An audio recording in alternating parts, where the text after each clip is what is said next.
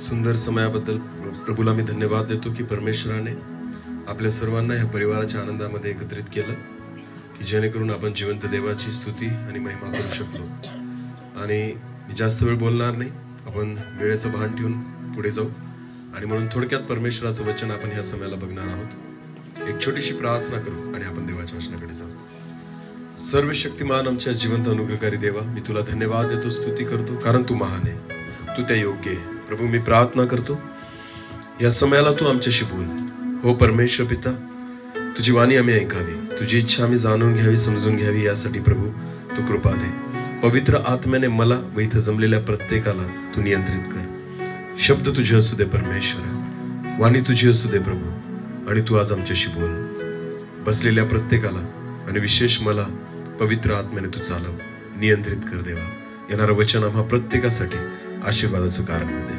सर्व आदर, मान, महिमा, गौरव, सन्मान तुलाच देतो. प्रार्थना येशू प्रभू तुझ्या पवित्र निगुण नावाने मागितली, आमेन. थोडक्यात देवाचे वचन आपण बघू. एक शास्त्रभाग जो आपल्या सगळ्यांचा परिचित आहे, जो बहुतांशी वाढदिवसाच्या वेळेस आपण वाचतो आणि पत्रिकेवर पण आहे. स्तोत्रसंहिता 127 वचन 3. स्तोत्रसंहिता 127 वचन 3.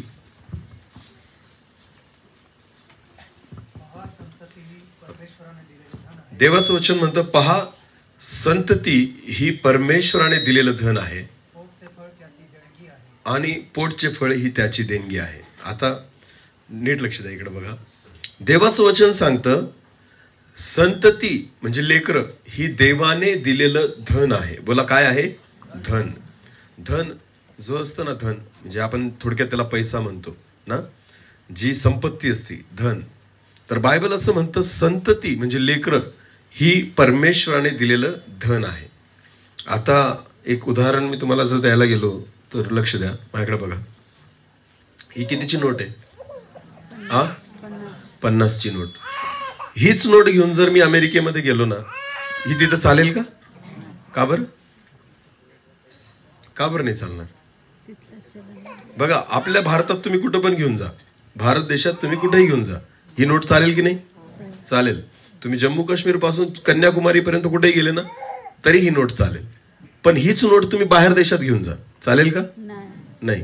हिला किंमत तिथं नाहीये. काय कारण आहे बरं? काय बघतील ते बाहेर देशात गेल्यानंतर? ह्या नोटीवर कोणाचा फोटो आहे, कोणता शिक्का मारलेला आहे. तुम्ही जर इथं पाहिलं ना तर ह्या बाजूला भारताचं एक चिन्ह आहे, राजचिन्ह, जे इकडच्या बाजूला दिलेलं आहे बघा. याच्यावरून कळतं की ही नोट कोणत्या देशाची आहे. समजतंय का मी काय सांगतोय? नीट लक्ष द्या. याच्यावरून कळतं की ही नोट कोणत्या देशाची. म्हणून बाहेर देशात गेल्यानंतर त्यांच्या देशाचं चिन्ह असतं त्यांच्या पैशावर. तुम्ही अमेरिकेत जा, त्यांच्या देशाचं राजचिन्ह असेल. तुम्ही कोणत्याही देशात जा, त्या देशाचं चिन्ह असेल. ते धन जे असतं ना, ते धन त्याच्यावर त्या त्या देशाचं चिन्ह असतं. बायबल म्हणतं संतती ही देवाने दिलेलं काय आहे? धन. मग लक्षात घ्या, जर संतती देवाचं धन आहे ना, तर लेकरांमध्ये कोण दिसला पाहिजे? कोण दिसला पाहिजे? कोणाचं चिन्ह दिसलं पाहिजे? कुठून आलेलं आहे हे धन? देवाकडून. बोला, कुठून आलेलं आहे? भारताचं धन आहे, तो ओळखलं जातं कारण त्याच्यावर भारताचं चिन्ह आहे त्या धनावर. तसंच प्रत्येक देशाच्या धनावर त्या त्या देशाचं चिन्ह असतं. तसंच लेकरं जर देवाने दिलेलं धन आहे ना, तर लेकरं कुठेही जाऊ द्या, त्यांच्याद्वारे देव दिसलाच पाहिजे. हालेलुया. जर तुम्हाला आणि मला परमेश्वराने लेकरं दिलेली आहेत ना, तर देवाची इच्छा आहे आपली लेकरं कुठेही जाओ, त्या लेकरांद्वारे जगाला कोण दिसला पाहिजे? देव. बोला, कोण दिसला पाहिजे? हा. पण हे कसं शक्य आहे बरं? हे कसं शक्य आहे? लेकरांना सगळ्या गोष्टी कुठं शिकायला मिळतात? कुठं शिकायला मिळतात? शाळेत का घरात? बोला, शाळेत का घरात? देवाची ओळख त्याला कुठं होते? चर्चमध्ये नाही होत. कुठं होते पहिले? घरात.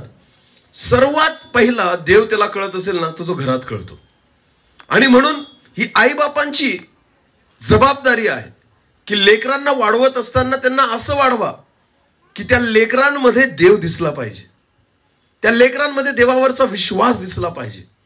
लेकरं कुठेही जावत हो, पण लक्ष द्या, त्या लेकरांमध्ये देव दिसणं गरजेचं आहे. हालेलुया. कारण देवाचं वचन म्हणतं ही देवाने दिलेलं धन आहे. माझ्याकडे पैसे आहेत ना, समजा ही नोट माझी आहे, कारण ही कोणाकडे आता? कोणाच्या हातात आहे? माझ्या. म्हणून ही कोणाची आहे?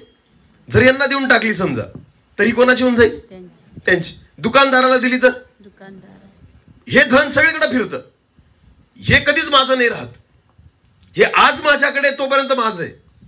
उद्या दुसरीकडे गेलं ना तर कोणाचं होऊन जाईल? दुसऱ्याचं. हालेलुया. बायबल मध्ये स्पष्ट म्हटलेलं आहे अनितिकारक धन. याला काय म्हटलेलं आहे? अनितिकारक धन. कारण ह्याच पैशाने हे जे, आता मला एक सांगा, ही नोट मी दानार्पणात टाकली. कुठे टाकली? दानार्पणात. काय गॅरंटी आहे की ह्या नोटेने कोणी तंबाखू विकत घेणार नाही? असं याच्यावर लिहिलंय का दानात टाकलेली नोट? असं नाही. मग ही जी आता मी दानात टाकेल समजा चर्चमध्ये, ही कुठं कुठं फिरून आली असेल बरं? कुठं कुठं फिरून आली असेल? ही दारूच्या अड्ड्यावर पण गेली असेल. जर तुम्हाला माहिती असतं तर तुम्ही टाकलं असतं का दानात? नाही. कारण ही कुठून आली? दारूच्या अड्ड्यावर. नाही नाही नाही, अपवित्र आहे, नाही टाकायची. अरे पण तुम्हाला माहितीच नाही तुमच्या खिशात जो पैसा आहे ना तो कसा आलेला आहे. ही नोट कुठून कुठून आली ना तुम्हाला माहितीच नाही. कदाचित दारूच्या अड्ड्यावर असेल, जुगाराच्या अड्ड्यावर असेल, कोणी तंबाखू विकत घेतली असेल, कोणी सुपारी दिली असेल, एखाद्याला मारायची. काय दिली असेल ती? आज ती नोट कोणाकडे? एखाद्याची चोरलेली पण असेल, ती कदाचित आज तुमच्या पाकिटात आहे. ह्या धनाला देव अनितिकारक धन म्हणतो. बोला, कोणतं धन म्हणतो? अनितिकारक. ज्याच्यामध्ये नीती नाहीये, ज्याच्यामध्ये पवित्रता नाहीये. म्हणून बायबलमध्ये या धनाला अनितिकारक धन म्हटलेलं आहे. आणि वचन आहे की अनितिकारक धनाने आपल्यासाठी मित्र जोडा. काय म्हटलेलं आहे? अनितिकारक धनाने आपल्यासाठी काय जोडा? मित्र. त्या वचनाबद्दल अनेक लोकांना असं वाटतं की 2 नंबरच्या पैशाविषयी लिहिलेलं आहे. हे वचन का बरं आहे की 2 नंबरच्या पैशाने आपल्यासाठी काय जोडा? ते वचन असं नाहीये. लक्षात घ्या, चुकीचे वचन घेऊ नका. प्रत्येक पैसा जो आहे ना, जो तुमच्या खिशामध्ये पण आहे, त्याला देवाने काय म्हटलेलं आहे? अनितिकारक धन. बोला काय? कारण हा पैसा सगळीकडे फिरून आलेला आहे, सगळीकडं. म्हणून हा पवित्र राहू शकत नाही, म्हणून हा योग्य राहू शकत नाही. कारण याच्याने पाप पण झालंय, पुण्य पण झालंय. याच्याने गरीबाची मदत पण झालेली, एखाद्याला लुटलं पण गेलेलं आहे, एखाद्याला मारलं पण गेलेलं आहे, वाचवलं पण गेलेलं आहे. डॉक्टरच्या बिलासाठी पण हाच पैसा दिला गेला, आणि एखाद्याला विष खाऊ घालण्यासाठी पण हाच पैसा दिला गेलाय. म्हणजे हेच धन मारतं पण आणि हेच धन वाचवतं पण. याला अनितिकारक धन म्हटलेलं आहे. बोला, कोणतं धन? आणि आज मनुष्य कोणाच्या मागे लागलाय? कोणत्या धनाच्या मागे लागलाय? अनितिकारक धनाच्या. जे पापात आहे, ज्याचं मूळ पापात आहे. पण बायबल असं म्हणतं संतती ही देवाने दिलेलं काय आहे? धन आहे. खरं धन हा पैसा नाहीये. खरं धन जे देवाने लेकरं तुम्हाला दिलेली आहेत ना, ते आहे. आमेन. कारण ते सरळ कोणाकडून आलेले आहेत? देवाकडून. बघा, बिचारे छोटीशी लेकरं ना जन्माला येतात ना, निरागस असतात. कशी असतात? निरागस. त्यांच्या ठाई पाप असतं का? चुकीच्या गोष्टी असतात का? खरं सांगा, त्यांना कोण शिकवतं? पाप त्यांना कोण शिकवतं? आपण. बोला, कोण शिकवतं? खोटं बोलणं कोण शिकवतं? बोला. लबाड्या करणं कोण शिकवतं? भांडायचं कोण शिकवतं? हे माझं आहे, हे तुझं आहे, हे कोण शिकवतं? बोला ना. लेकरांना शाळेत पाठवतात आई बाप, आणि डबा देतात जेवणाचा. काय देतात? आमच्याकडं, तुमच्याकडं नसेल पण आमच्याकडं काय देतात शाळेत जाताना? जेवणाचा डबा. आणि आई सांगते दुसऱ्याला द्यायचं, तुझा डबा तूच खायचा. बोर्डिंग मध्ये आपण लेकरांना टाकतो ना, हॉस्टेलमध्ये खाऊ देतात ना, ते ना खाऊ, आणि काय सांगतात? तुझा खाऊ तूच खायचा, दुसऱ्याला द्यायचा. मग आपल्या लेकरू पेटीमध्ये काय करून ठेवतं? खरं की खोटं? पेटीमध्ये काय करून ठेवतं? कोण शिकवतं बरं त्यांना या गोष्टी? तुम्ही लेकरांना सांगू नका, ते सगळ्यांना देठ सुटतील, ते मदत बी करतील, ते प्रेम बी करतील, पण आपणच त्यांना करू देत नाही. आपण शिकवतो चुकीच्या गोष्टी, ते कधीच चुकीच्या गोष्टी करत नाही. लबाड्या कशा करायच्या हे आईबाप शिकवतात. खोटं कसं बोलायचं आईबाप शिकवतात. भांडणं कसे करायचे कोण शिकवतं? आईबाप. शिव्या कशा द्यायच्या? अरे बोला, कोण कोण शिकवतं? हा, शिकतायत लेकरं. लक्षात घ्या, तुम्ही जे बोलतायत ना ते तुमची लेकरं शिकतायत. बरं, लहानसं बाळ, आता काय नाव आहे लेकराचं? प्रेसिना. हा, बरं, बोलता येतं का तिला आता? थोडं थोडं एखादा शब्द ना. हा, आता प्रेसिनाच्या घरामध्ये वाढते, ती कोणती भाषा शिकेल बरं? कोणती भाषा शिकेल? मावची ना. कारण ती कोणत्या घरात वाढते? ज्या घरात कोणती भाषा बोलली जाते? मावची. मावची. ती मावची शिकेल, कारण काय तिच्या कानावर रोज कोणते शब्द येतील? मावची ना. तिला मी म्हटलं भात नाही, तिला कोदे म्हटल्यावर समजेल.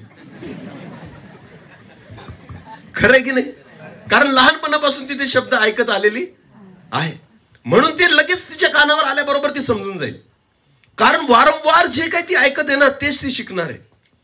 बघा, हे एक असा गोळा आहे हा लेकरू, लहान लेकरू, की तुम्ही त्याला जसा आकार द्याल ना तसं ते वाढेल. मी नेहमी सांगतो, शमुवेल कुठं वाढला? मंदिरामध्ये. बोला, कुठं वाढला? त्याची सुरुवात मंदिरापासून झाली ना, तो डायरेक्ट संदेष्टा झाला. तो काय झाला? डायरेक्ट. तुम्ही लेकरांना ज्या वातावरणात ठेवाल, तुमची लेकरं ते होतील.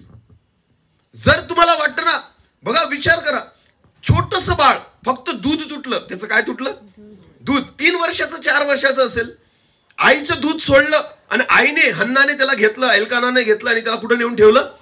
एली याचकाकडे मंदिरात नेऊन ठेवलं. ज्या लेकराने बाहेर जाऊन खेळायला पाहिजे, त्या वयामध्ये ते लेकरू देवाची काय करायला लागलं? सेवा. बोला, काय करायला लागलं? म्हणजे छोट्या वयापासून जिथून बोलणं शिकायला पाहिजे, जिथून चालणं शिकायला पाहिजे, जिथून खेळणं शिकायला पाहिजे, तिथून ते लेकरू काय शिकायला लागलं? देवाच्या गोष्टी. हालेलुया. छोट्याशा वयात जेव्हा त्याला देवाच्या मंदिरात ठेवलं गेलं ना, तुम्हाला माहितीये, मोठा झाल्यावर तो देवाचा महान संदेष्टा झाला. हालेलुया.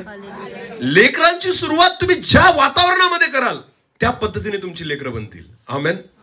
समजतंय का मी काय सांगतोय? हे फार गरजेचं आहे. मी मागं पण एका ठिकाणी उदाहरण दिलं होतं. माझा एक मित्र आहे, तो आंध्र प्रदेशचा आहे. कुठला आहे? आंध्र प्रदेश. कन्नड भाषा आहे त्याची, आपल्याला काही समजत नाही. आणि त्याची बायको मणिपूरची आहे. कुठली आहे? मणिपूर. तिची वेगळी भाषा आहे. दोघांना एकमेकांची भाषा समजत नाही, तरी लग्न करून टाकलं त्यांनी. नाही, नीट लक्ष द्या. दोघांना एकमेकांची भाषा कळत नाही. तिला कन्नड कळत नाही, याला मणिपुरी कळत नाही. पण प्रेम झालं. काय झालं? प्रेम. आणि प्रेम आंधळं असतं, पण यांचं बहिरं पण होतं. लोकांचं प्रेम कसं असतं? आंधळ. यांचं कसं होतं? बहिरं. कारण यांना हे पण कळलं नाही की दोघांना आपली भाषा कळत. समजतंय का मी काय सांगतोय? तरुण मुलं मुली ना, प्रेम आंधळं असतं. आजकालचं प्रेम बहिरं, लंगडं, लुळं असं आहे. आजकालच्या तरुणाला तर ती पण अक्कल नाही राहिली, काहीच नाही समजत त्यांना. फार आजचं प्रेम बधीर आहे. बोला, काय? हा. यांना हे पण नाही कळत की आपण लग्न कोणाशी करतोय, प्रेम कोणाशी करतोय. हा, बरं, ते चांगलेत बिचारे बरं का. त्यांचं प्रेम आंधळं पण नव्हतं आणि बहिरं पण नव्हतं. का? कारण दोघांना इंग्लिश भाषा यायची. बोला, काय यायची? इंग्लिश. म्हणून ना हिला कन्नड बोलता येते ना त्याला मणिपुरी बोलता येत होती, पण दोघांना कोणती भाषा जमत होती? इंग्लिश. म्हणून एकमेकांशी ते बोलू शकत होते. त्यांनी लग्न केलं आणि जेव्हा त्यांना पहिली मुलगी झाली ना, ती मुलगी 1 वर्षाची झाल्यानंतर डायरेक्ट इंग्लिश शिकली. ती मुलगी 1 वर्षाची झाल्यानंतर डायरेक्ट कोणती भाषा बोलायला लागली? तिला कन्नड बी येत नाही, मणिपुरी बी येत नाही, ती डायरेक्ट काय बोलती? कारण आई बाबांना कोणती भाषा बोलताना ऐकते? इंग्लिश. किती फायदा झाला ना. आपल्याला इंग्लिश मिडियम मध्ये टाकावं लागतं इंग्लिश शिकायला. ती डायरेक्ट जन्मापासूनच काय बोलायला लागली? इंग्लिश. कारण आहे त्याच्या मागं. तुमची लेकरं कोणत्या घरात जन्माला आली, कोणामध्ये जन्माला आली, कोणत्या वातावरणात जन्माला आली आणि कोणत्या वातावरणात वाढतायत त्याच्यावर डिपेंड आहे तुमची लेकरं काय शिकणार आहेत. हालेलुया. समजतंय का मी काय सांगतोय? देवाने दिलेलं जर ते धन आहे ना, त्यांना देवाच्या सानिध्यामध्ये वाढवा. जर तुम्ही त्यांना देवाच्या उपस्थितीमध्ये वाढवलं ना, मी विश्वासाने तुम्हाला सांगतो, त्यांच्यामध्ये मोठे झाल्यावर फक्त देवच दिसेल. बोला, कोण दिसेल? देवच दिसेल. ही गरज आहे विश्वासी लोकांना. म्हणून आपल्या लेकरांना परमेश्वराच्या उपस्थितीमध्ये वाढवणं फार गरजेचं आहे. आमेन. हा, मग तुमची लेकर कुठेही गेली ना तरी सुद्धा ती ओळखली जातील. मी तुम्हाला सांगतोय की आज जो तुमचं धन आहे ना, पैसा, तो तुमच्याकडे तोपर्यंतच आहे जोपर्यंत तुमच्या हातामध्ये. पण हे एक धन असं आहे देवाने दिलेलं, तुम्ही जग सोडून जरी निघून गेले ना तरी हे धन तुमच्याच नावाने ओळखलं जातं. हालेलुया. लेकर कोणाच्या नावाने ओळखले जातात? आई बापांच्या. भले आई बाप जिवंत असो किंवा नसो. म्हणून याला धन म्हटलेलं आहे देवाने. पैशाला धन नाही म्हणत देव. कारण पैसा आज तुमच्याकडे आहे तर तोच पैसा दुसऱ्याकडे राहील. ते तुमचा राहू शकत नाही, ते धन तुमचं राहू शकत नाही. पण हे धन आहे ना, पिढ्यानपिढ्या तुमच्या नावाने लिहिलं जातं. हालेलुया. हा, जातीचा दाखला काढायला गेलो का आपल्या वंशावळी मागतात. काय मागतात? वंशावळी. आजोबा पंजोबा खापर पंजोबा सगळ्यांची नावं. का? म्हणजे नावं बदलले का? नाही, वंशावळी जशीच्या तशी आहे. येशू ख्रिस्ताची वंशावळी बायबलमध्ये आहे, अब्राहमाची वंशावळी बायबलमध्ये आहे. तुम्हाला माहिती इस्रायल पूर्ण याकोबाची वंशावळी बायबलमध्ये आहे. का? ओळखले जातात. एक वचन वाचू आपण, एक वचन वाचू. मत्तई शुभवर्तमान याचा 20वा अध्याय, मत्तई शुभवर्तमान याचा 20वा अध्याय आणि वचन 29 आणि 30 वाचा बरं. मत्तई 20, 29 आणि 30. मग तो यरीहो, परत एकदा मॅडम.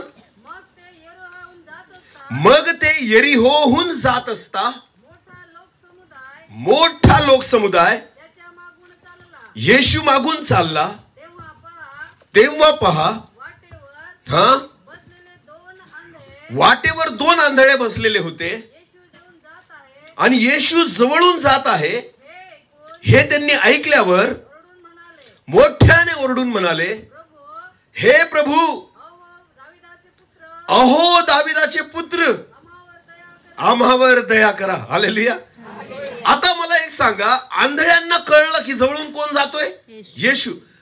आंधळ्यांनी काय हाक मारली त्याला सांगा मला? अहो येशू, दाविदाचे पुत्र. बोला, कोणाचे पुत्र? अरे दाविदाच्या मुला, दाविदाचे. मला एक सांगा, येशूचा बाप कोण होता? येशूचे वडील कोण होते? योसेफ. पण नाव कोणाचं घेतलं? का बरं? बघा, नीट लक्ष द्या. इशाय जो होता ना, दाविदाचा बाप, तो दाविदाचा बाप होता ना, मग इशायचं नाव का नाही घेतलं? दाविदानंतर पण अनेक जन्माला आले ना, त्यांचं नाव का नाही घेतलं? पण नाव कोणाचं घेतलं? फक्त दाविदाचं. नीट लक्ष द्या. एकीकडे येशूला लोक ओळखतायत आणि दुसरीकडे डायरेक्ट कोणाला ओळखतायत?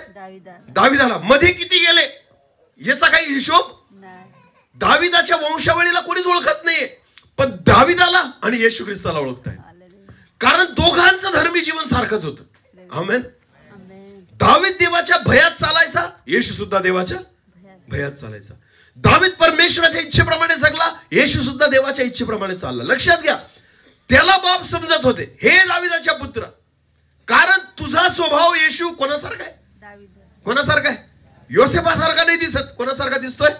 दाविदासारखा. म्हणून येशूची तुलना योसेफाशी नाही केली बायबलमध्ये, येशूची तुलना दाविदाशी केली गेलेली आहे. हालेलुया. कारण तोच विश्वास तुझ्यामध्ये दिसतोय, तेच समर्पण तुझ्यामध्ये दिसतंय, तोच अधिकार तुझ्यामध्ये दिसतोय. लक्षात घ्या. म्हणून येशू ख्रिस्ताला म्हणतात, अहो दाविदाचे पुत्र, माझ्यावर दया करा. हालेलुया. एक वचन वाचू अजून आपण. दुसरे राजे 14, दुसरे राजे याचा 14वा अध्याय आणि वचन 1 ते 3 वाचावर. दुसरे राजे 14वा अध्याय आणि वचन 1 पासून 3 पर्यंत. इस्रायलाचा राजा यहोवाश याचा पुत्र याच्या कारकिर्दीच्या दुसऱ्या वर्षी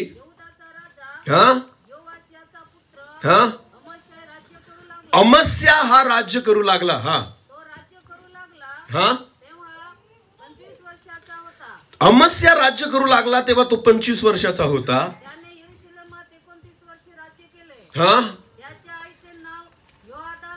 त्याच्या आईचे नाव योदान होते. आता नीट लक्ष द्या. परमेश्वराच्या दृष्टीने तरी त्याचा पूर्वज दावीद ह्याच्या तोडीचा तो नव्हता. हालेलुया. काय काय कंपॅरिझन, तुलना काय केलेली आहे की दाविदाच्या तोडीचा तो नव्हता. भले वंशच त्याचाच होता, भले त्याच्याच घराण्यात त्याचा जन्म झाला, पण तरी सुद्धा दाविदाच्या तोडीचा तो नव्हता. म्हणून अमस्याला कोणीच नाही ओळखत, दाविदालाच ओळखतात. हालेलुया. कारण दावीद शेवटपर्यंत देवाशी विश्वासयोग्य राहिला. दावीद शेवटपर्यंत परमेश्वरासोबत चालला. शल्मोनाचं नाव पण नाही घेत कोणी, पण दाविदाचं घेतात. का? हे दाविदाच्या पुत्रा. कारण दावीद मरेपर्यंत देवाशी विश्वासयोग्य होता. लक्षात घ्या. आई बापांनो, तुमची लेकरं तुमचं नाव इतक्या पुढे घेऊन जाऊ शकतील ना, पिढ्यान पिढ्या टळून जातील, पण तुमचं नाव ते तसंच ठेवतील जर ते प्रभूमध्ये चालले तर. हालेलुया. येशूच्या बाबतीमध्ये 2 गोष्टी आहेत आणि दाविदाच्या बाबतीमध्ये. की दावीद देवाशी विश्वासयोग्य होता, तसाच येशू विश्वासयोग्य होता. म्हणून दोघांचे नाव अनेक शेकडो वर्षांचा त्यांच्यामध्ये गॅप आहे, तरी दोघांना लोक ओळखतायत. दोघांना ओळखतायत का? फक्त देव. दोघ देवाचं चिन्ह घेऊन चालतायत, दोघ देवाची ओळख घेऊन चालतायत. ज्यावेळेस तुम्ही देवाची ओळख घेऊन चालतात ना, त्यावेळेस तुम्हाला अनेक पिढ्या ओळखायला लागतात. हालेलुया. अनेक पिढ्या ओळखतात की तुम्ही कोणाचे पुत्र आहात. आमेन. म्हणून देवाचं वचन म्हणतं, संतती ही देवाने दिलेलं काय आहे? धन आहे. हे धन कोणीच काढून घेऊ शकत नाही. तुम्हाला माहितीये, हे आयुष्यभर तुम्ही मेल्यानंतर सुद्धा तुमच्याच नावावर राहणार आहे. आमेन. आपली लेकरं कोणाच्या नावावर राहतील? कोणाच्या नावाने ओळखली जातील? आपल्याच आई वडिलांच्याच, की यांचा मुलगा आहे, यांची मुलगी आहे. आपण मरून गेलो ना तरी सुद्धा आपली लेकरं ओळखलेच जाणार आहे. लक्षात घ्या. कारण हे असं धन आहे जे देवाने डायरेक्ट तुमच्या नावावर करून दिलेलं आहे. आमेन. पण देवाची इच्छा आहे की जेव्हा तुमच्या नावावर केलेलं आहे ना, तुम्ही स्वतःची ओळख अशी तयार करा आणि त्या लेकराला अशा रीतीने तयार करा की पिढ्यानपिढ्या तुमच्याद्वारे देव दिसला पाहिजे. हालेलुया. कोण दिसला पाहिजे? कारण कोणी दिलेलं धन आहे हे. मग याच्यावर कोणाचा शिक्का दिसला पाहिजे? देवाचा. एक वचन वाचा. अनुवाद 6. अनुवाद याचा 6वा अध्याय वचन 4 पासून पुढे. अनुवाद 6 वचन 4 पासून पुढे.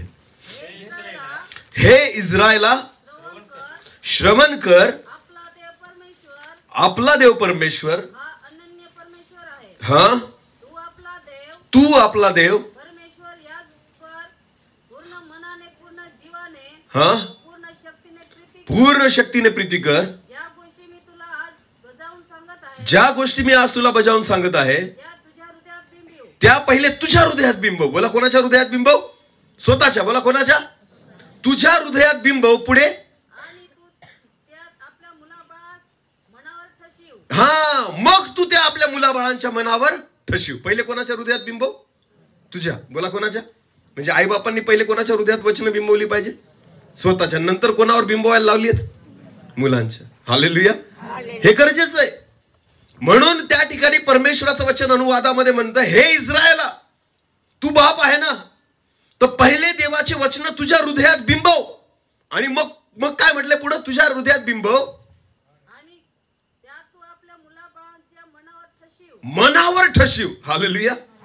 त्यांच्या मनावर देवाचा ठसा दिसला पाहिजे. पहिले पण तुझ्या हृदयात असले पाहिजे देवाचे वचन. आमेन. दाविदाने का शल्मोनांना शिकवलं? दाविदाने काय येणाऱ्या लोकांना शिकवलं माहिती का? कारण स्वतः दाविदामध्ये देवाचं वचन होतं. हालेलुया. देवाची इच्छा आहे पहिले तुझ्या मनामध्ये देवाचं वचन बिंबव आणि मग आपल्या लेकरांच्या मनावर ठसव, असं देवाचं वचन म्हणतं. मग पहिली जबाबदारी कोणाची आहे? लेकरांची का आई वडिलांची? आई वडिलांची ना. की वचन पहिले कोणामध्ये असलं पाहिजे?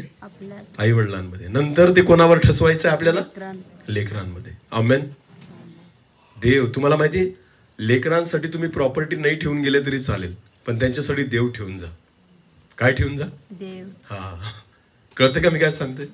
कारण त्यांनी सगळं जग मिळवलं आणि स्वतःचा नाश केला तर त्यांना काही लाभ नाहीये.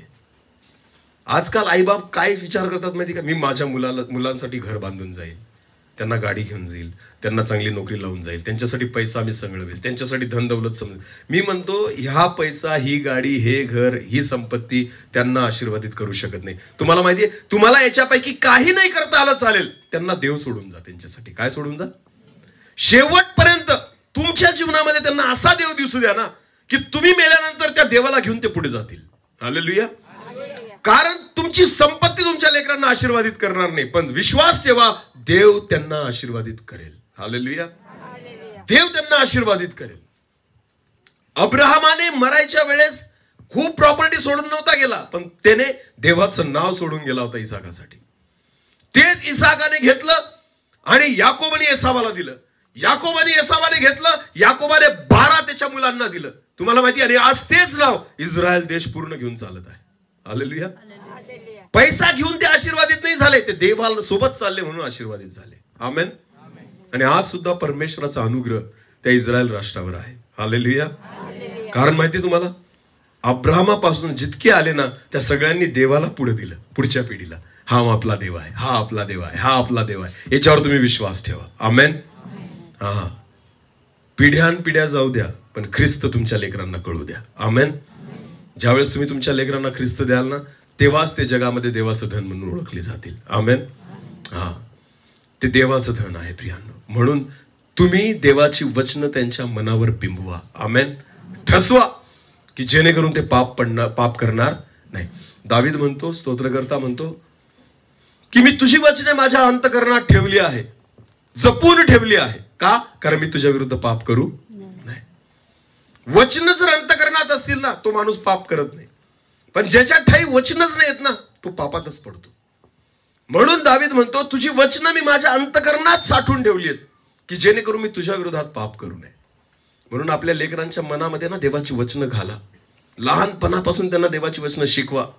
मी तुम्हाला सांगतो, मोठे झाल्यानंतर ते कधीच चुकीच्या मार्गाला जाणार नाही, आणि गेले तरी ते वचन त्यांना परत बाहेर काढतील.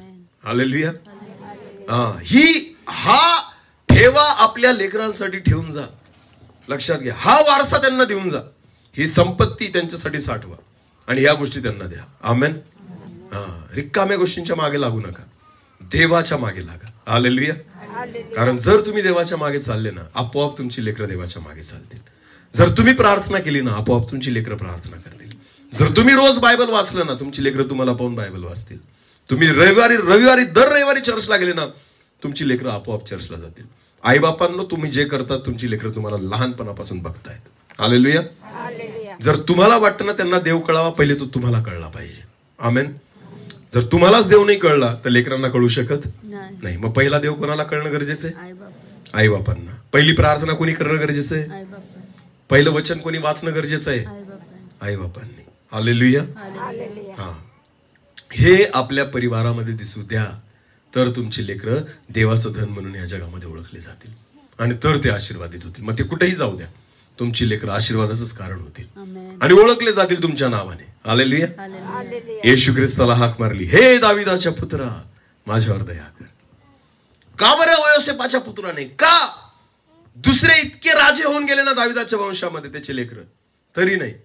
पण दाविदाचा विश्वास तुझ्यामध्ये आहे. दावीद जगला तसा तू जगतोय. तीच आध्यात्मिकता तुझ्यामध्ये किंबहुना त्याही पेक्षा जास्त आहे. हा, म्हणून अपेक्षा येशूकडून आहे, बाकी कोणाकडूनच नव्हती. लक्षात घ्या. तसंच प्रियांनो, तुमचं नाव, तुमच्या घराण्याचं नाव आणि देवाचं नाव हे दोघं सोबतच चालले पाहिजे. आमेन. हा, जितके सोबत चालतील ना, तितके काळ आणि तितक्या पिढ्या तुमचं नाव तसंच टिकून राहील. आमेन. आणि ते धन तसंच वाढत जाईल आणि तसंच टिकून राहील. नीट लक्ष द्या, हे आहे परमेश्वराने दिलेलं धन. आणि म्हणून देवाची इच्छा आहे की हे धन सांभाळून ठेवा, जपून ठेवा, आणि हे धन देवाच्या नावाने ओळखलं गेलं पाहिजे. आमेन. हा, एक शेवटचं वचन वाचू आपण अजून, आणि मग आपण पुढे जाऊ. दुसरे शमूएल याचा 7वा अध्याय. दुसरे शमूएल याचा 7वा अध्याय, वचन 12 पासून पुढे वाचा. तुझे दिवस पुरे झाले आणि तू जाऊन आपल्या पितरांबरोबर निजला. हा, दाविदाला देव काय म्हणतोय बघा, तुझे दिवस पूर्ण झाले आणि तू जाऊन आपल्या पितरांसोबत निजला. म्हणजे हा, तुझ्या पोटच्या वंशजास, तुझ्या मुलांना, तुझ्या पोटच्या वंशजांना तुझ्या मागून स्थापून त्याचे राज्य स्थिर करेल. हा, मग मी तुझ्या मागून तुझ्या लेकरांना स्थापून त्यांचे राज्य स्थिर करीन. बघा, देव आशीर्वाद दाविदाला कसा देतोय. तू तर मरून जाशील, पण तुझ्यानंतर मी कोणाला आशीर्वादित करेल?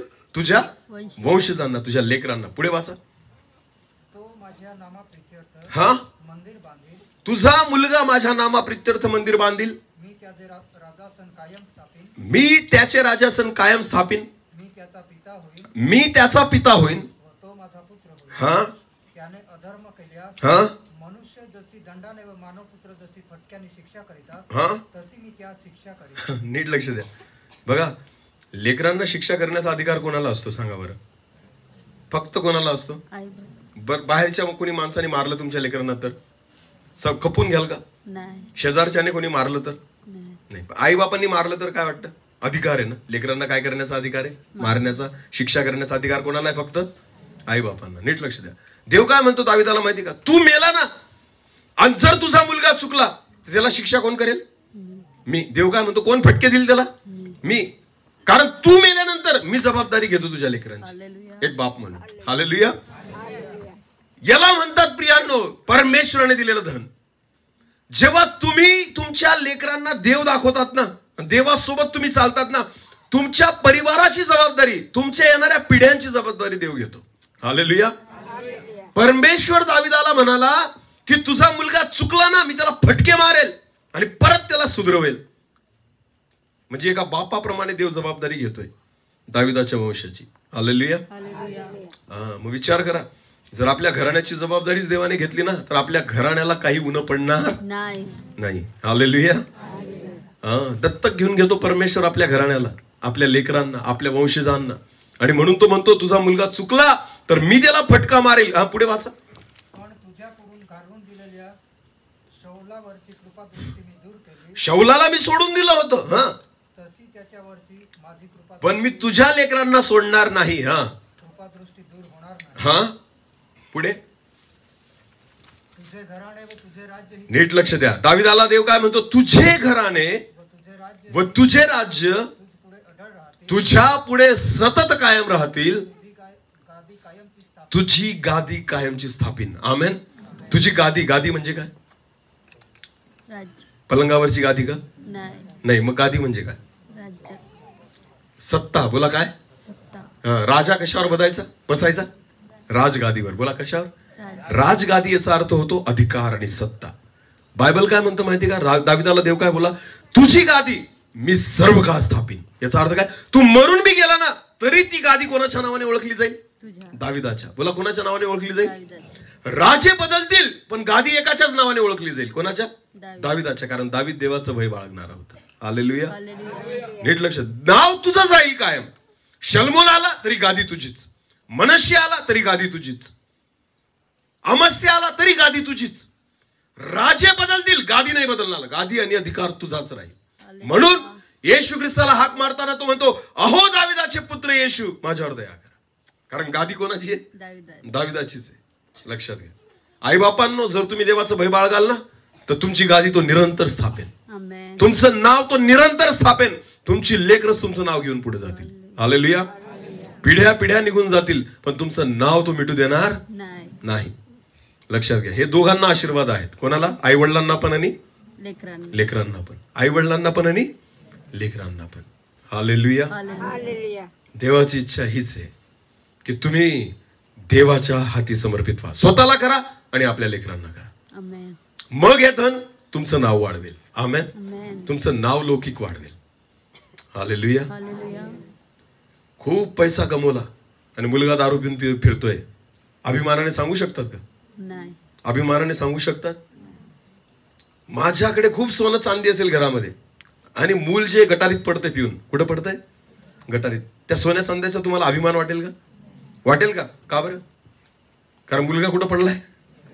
दारू पिऊन कुठं पडलाय? गटारीत. कारण ते धन काहीच कामाचं नाही. हे धन महत्वाचं आहे जे गटारीत पडलेलं आहे. जेव्हा ते धन आशीर्वादित होईल ना तेव्हा खऱ्या अर्थाने आईबाप आशीर्वादित होतील. आमेन. म्हणून लक्ष कोणाकडे द्या?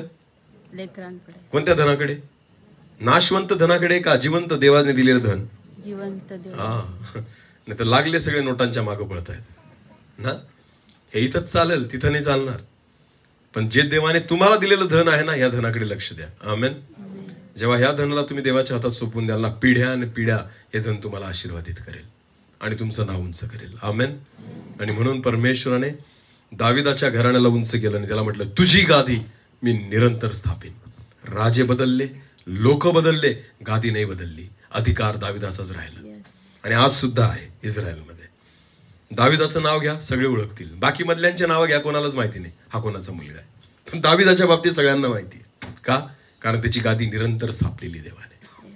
तुम्ही देवाशी विश्वासयोग्य राहा, देव तुमच्याशी विश्वासयोग्य राहील. देव कधी लबाड्या करत नाही आणि देव कधी पलटून जात नाही. माणसं पलटतात, देव कधीच नाही पलटत. हा सगळ्यात महत्वाचा भाग आहे देवाचा. तुम्ही जिवंत देवाला ओळखा, त्याच्याशी विश्वासयोग्य राहा, देव तुमच्याशी विश्वासयोग्य राहील. तो तुमच्या घराण्याशी विश्वासयोग्य राहील, तो तुमच्या सगळ्या वंशाशी विश्वासयोग्य राहील. आमेन. अब्राहमाच्या एकट्या विश्वासामुळे सगळं घराणं आशीर्वादित झालं. आमेन. आज सुद्धा इस्रायल म्हटलं का कोण आठवतो? अब्राहम. एकटा व्यक्ती होता, पण त्या एकट्या व्यक्तीमुळे आज सगळं घराणं आशीर्वादित झालं. 12 वंश आशीर्वादित झाले. आज सुद्धा अब्राहमाची लेकरं म्हणून ओळखली जातात. आमेन. म्हणून आईबापांनो, पहिले तुम्ही धार्मिक जीवन जगा, देवाशी विश्वासयोग्य जीवन जगा.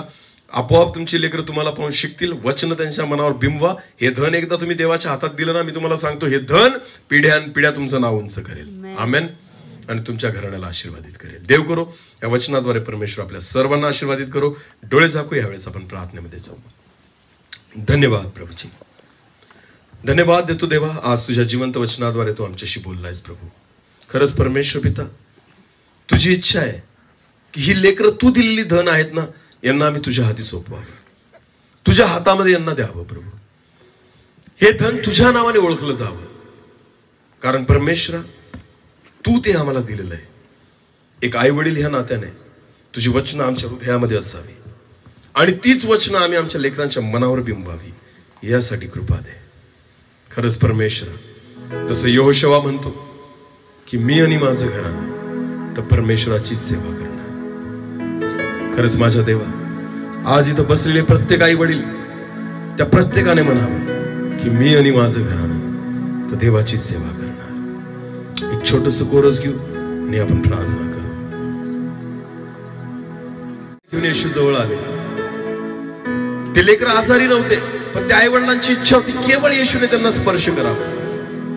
आज जितके आई वडील इथं बसलेले आहेत, भले तुमची लेकरं इथं नसतील, पण विश्वासाने असते लेकरांचं ओझं घेऊन देवाजवळ या आणि त्यांना देवाच्या हातामध्ये सोडतो. मी तुम्हाला विश्वासाने सांगतो, देव तुमच्या लेकरांना बदलेल आणि त्यांना आशीर्वादित करेल. Thank you Jesus.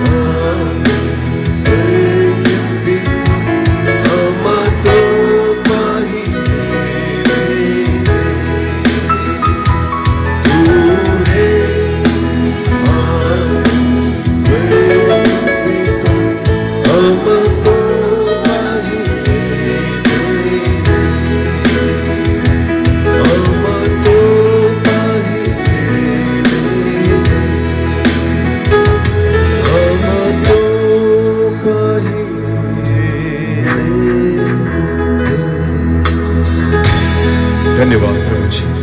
माझ्या देवा, आम्ही सर्व तुझ्या जवळ येतो परमेश्वर पिता, की तू आम्हाला आशीर्वादित कर. आमच्या लेकरांना आम्ही घेऊन तुझ्या जवळ येतो प्रभू, की तू आमच्या लेकरांना आशीर्वादित करावं, आमच्या घराण्याला तू आशीर्वादित करावं प्रभूजी. जसे यहोशुआ म्हणतो की मी आणि माझं घराणं तर देवाची सेवा करणार. प्रभू, याच समर्पणाने आणि ह्याच विश्वासाने आम्ही आज तुझ्याकडे मागतो. होऊ दे पिता, मी आणि माझं घराणं तुझीच आम्ही सेवा करावी, तू तू आमचं नाव निरंतर स्थापावं दे बापा. यासाठी आमच्या लेकरांना तू आशीर्वादित कर आणि तुला महिमा मिळू दे, कारण ही संतती तू दिलेलं धन आणि तुझी देणगी आहे. सर्व आदर, मान, महिमा, गौरव, सन्मान तुझा आम्ही तुलाच देतो. प्रार्थना येशू प्रभू तुझ्या पवित्र आणि गोड नावाने मागितली म्हणून तो ऐक. आमेन.